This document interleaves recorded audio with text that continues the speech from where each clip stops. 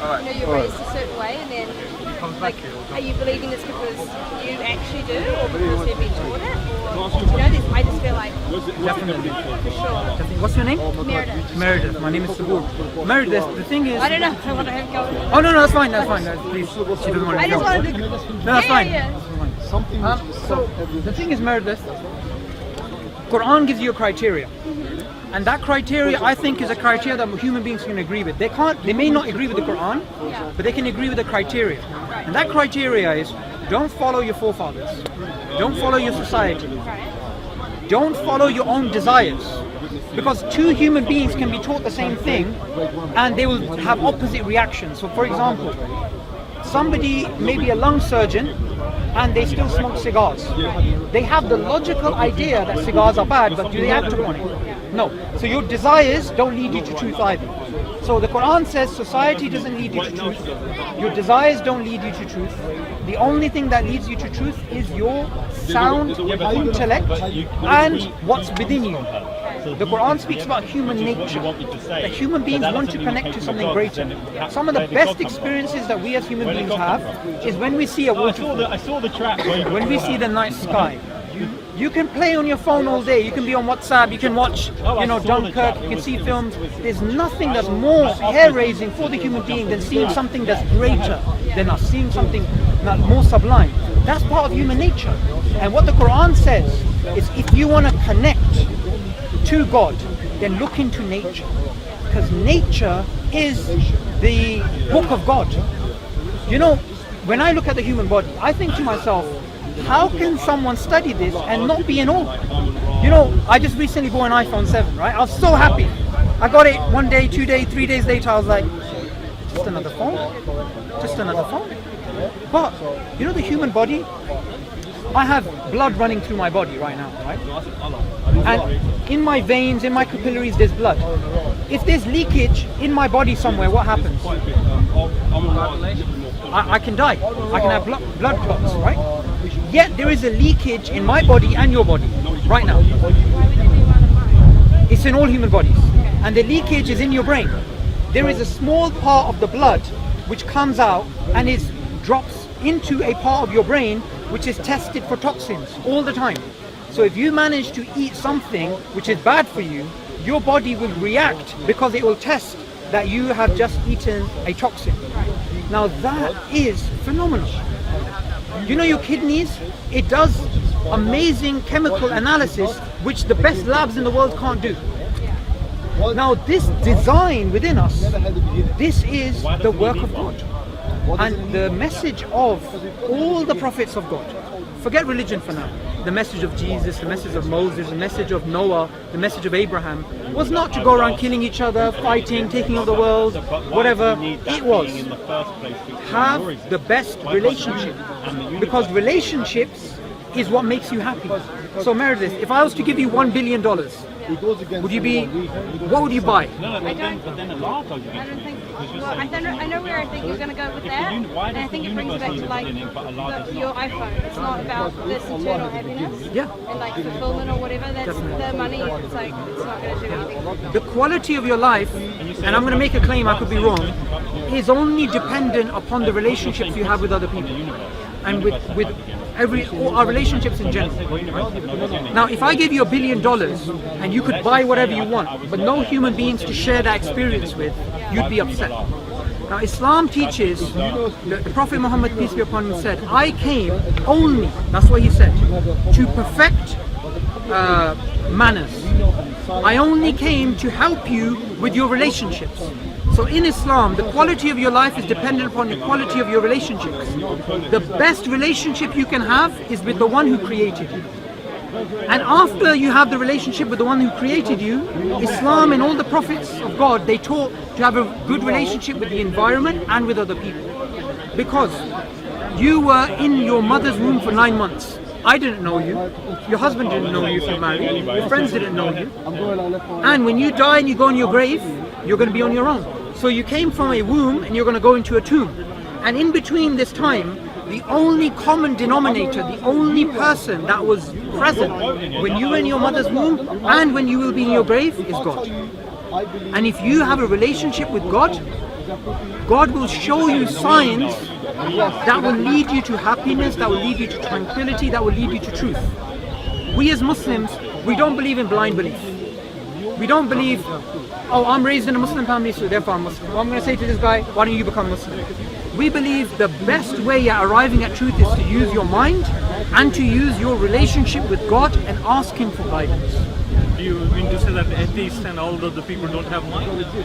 That's a good question. The thing is, I can be rash. You know what, in this country, you sound like you're from Australia. No, New Zealand. New Zealand, there you go, sorry about that. Now, you know, in this country, if you go buy a cigarette packet, it has a really horrific picture. I don't know if you've seen. Yeah. Right? Now, those people who are smoking cigarettes, do they not know it's bad for them? They do know it's Say bad. they'd be living under a rock if they didn't. So, logic doesn't mean it's going to affect your behavior. It's about your heart.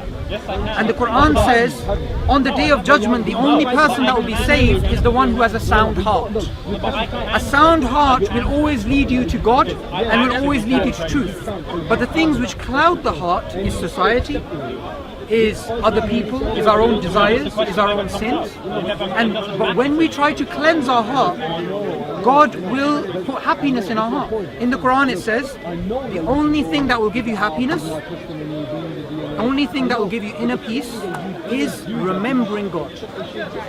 Remembering God is not, you could be walking around Meredith, just walking out of Speaker's Corner, and you could look at the trees and think to yourself, every single tree has a cell, and every single cell has more information than all the books in the world. You just worshipped God by thinking that way. So Islam teaches we should be continuously worshipping God, and that is the purpose of life.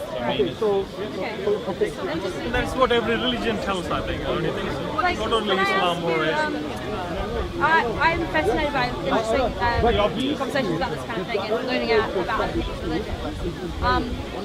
I wouldn't say necessarily like that I have one, but I love to hear about other people's views. And what's your opinion on all the others? Like, where do you sort of stand in your beliefs? Now, I'm going to make a claim, but I can't justify the claim in this short time. No, that's fine. And I want you to investigate that in your own time. Yeah, that's more self-discovery. Yeah. Now, all human beings, the Prophet Muhammad said, are born upon a natural state. The natural state is a good state. It's not a bad state. So in Islam, we believe in presumption of innocence, and we always have. Even within here in Europe, about 500 years ago, if I accused you of being a witch, you would have to prove you're not a witch. But in Islam, every human being is innocent until they're proven guilty. Why? Because human beings are fundamentally good. So the Prophet Muhammad said, every human being is born upon a natural state, but it is their society which changes them, for good or worse. Now, all religions, fundamentally, I believe, not all religions, I would say most religions, originally came with the same message. I can't justify that in this short period of time, but I'll give you some evidence for it. For example, in ancient India, we had the Hindu religion. The Hindu religion fundamentally taught there's one God, and you should worship God alone, and you shouldn't make idols. This is what it says in the Vedas, the book of the Hindus. I don't think the Vedas is... I can't justify this right now, let me just complete this sentence, Because right? you're quoting something Now, which is not true. okay. Vedas says Maya, there's no God in Hinduism. Okay, in the Persian religion, we have the prophet Zoroastrianism. Ancient Zoroaster religion taught you should only worship God alone.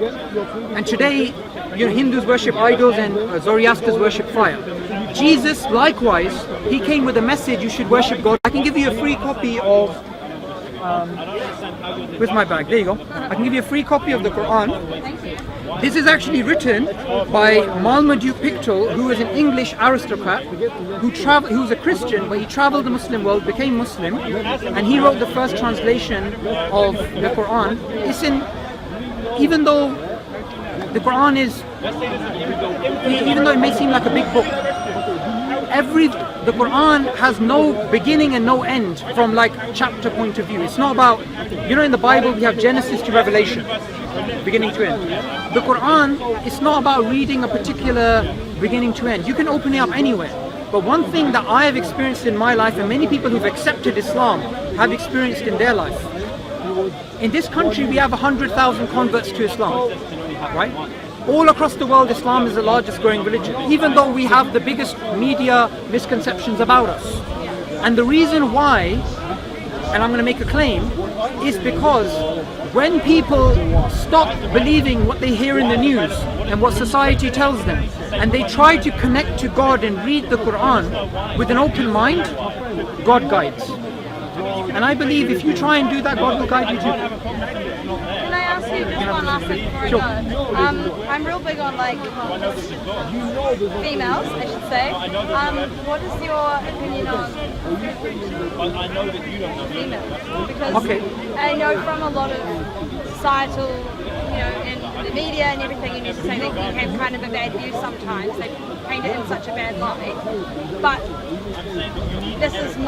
that's all I see of it. So I just want to know, like, is that the truth, or is this a blanket sort of theory they're putting on everything? Some of the things they say in the media are true. Yeah. For example, Islam, women wear hijab. Yeah. Some of the things are false. But I just want to give you one piece of data. All across the world today, and from the beginning of time, women have been oppressed by men. The fundamental oppression started of women before their birth. Even in my own country, Pakistan, and originally India, and even in most of the world today, except the Western world, most of the world today, if somebody finds out they have a female child when they're pregnant, they sometimes have abortions or they're very upset. Even in my own country of Pakistan, people are very ignorant. In India, every single year, there's 1 million abortions of females. Statistically, women have always been more than men, but in India, that statistic is more men than women because of abortions. The Quran, God makes a claim, and He makes a claim that there's only one childbirth story in the Quran, only one. There is a woman who's pregnant, and this woman who's pregnant, she's about to give birth. And when she's about to give birth, and she gives birth, a female baby comes out. And she cries out to God and says, why have you given me? Oh my God, this is a girl. I wanted a boy. And God says, the female is not like the male. And God is saying in that verse that the qualities of a female are qualities that a male doesn't have. And we believe in Islam there's qualities males have which females don't have. And in the Quran, 1400 years ago when the Prophet Muhammad came, and this is a historical fact you can check out, when the Arabs, because we didn't have, we couldn't know if the baby was male or female before he was born. When some females were born, and if there was too many females, they were buried alive. This is a historical fact. And God says in the Quran that the female which is buried alive on the Day of Judgment will say, what sin did I commit that I died? Now I myself, I'm a Muslim, and as Muslims, we cannot lie. I only have 2 daughters, and I will never give up my 2 daughters for 2 sons. I swear by God. Why? Because God has honored the females like He's not honored the males, and the Prophet Muhammad said, any person who has 3 daughters, and he takes care of them, and he raises them, educates them, gets them married off, he will be with me in paradise like this. And he said, somebody said, what about 2 daughters? He said 2 daughters as well. I have 2 daughters, and if for me that's a gateway to paradise. The Prophet Muhammad never said that about men. Why? Because people generally, especially people, most of humanity, they prefer boys to women. So I just gave you one piece of data from Islam to show you that men and women in Islam are equal. The Prophet Muhammad said, females are the twin. Yes. What's the translation? Female. Say the Arabic again. Yeah. Females are the twin mates of males. The twin halves. They're the same. The only difference in Islam, and I'm going to be frank about it, we believe the women and men are equal, but they're not the same. So the rights of a woman are not the rights of a man. These rights are different. Now you may think to yourself, and there may be things in Islam which do not fit your paradigm. You may think, why does a woman have to wear a hijab but a man doesn't? I can't answer that question. I can only show you why I believe Islam to be true. But what I can say to you is that, okay, what I can say is this. Before you took over, one thing. God, all throughout humanity, people have different morals. I believe the best person who can tell you the right way to live and not live is God. So if God says something, I follow it. In Islam, a man is not allowed to wear gold. A woman is. A man is not allowed to wear silk. A woman is. I'm married and I've been married for 5 years. I just got paid 2 days ago. And when I got paid, 2/3 of my pay I gave to my wife. Because in Islam, a woman, if she earns, like my wife works as well sometimes and I work. When she earns money, she keeps her money, because in Islam a woman doesn't have to share her wealth. But in Islam, I have to provide for her. Now somebody can say, that's oppression on men, not women. I can't wear gold, I can't wear this. But I accept it because God said it. That's basically it. You guys can carry on, because I need to go pray. But it's fantastic speaking to you. Thank you. Just comment here. 4 weeks ago I became Muslim. Okay.